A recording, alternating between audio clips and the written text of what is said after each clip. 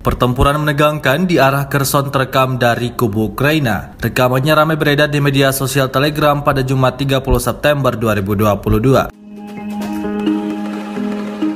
Aksi saling serang kembali memanas di wilayah Kherson. Tampak dalam rekaman, pasukan berpita kuning yang kewalahan menghadapi serangan Rusia langsung berkumpul dan mengatur strategi untuk menangkis serangan dari lawan.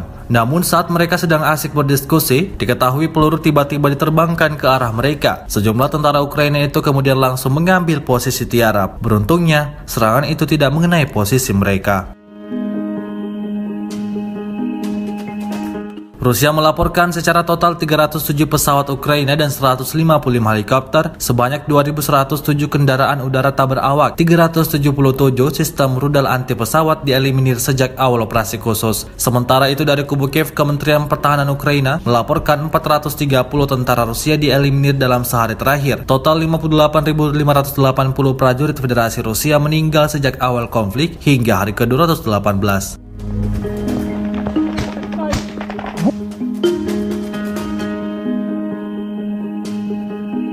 Вася, блядь, блядь!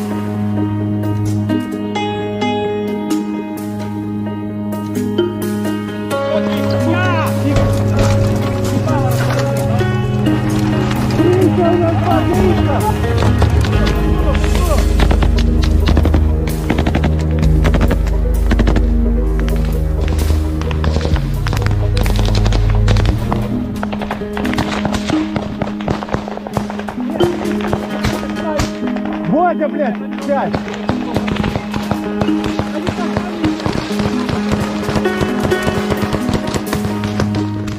Terima kasih sudah nonton. Jangan lupa like, subscribe, dan share ya.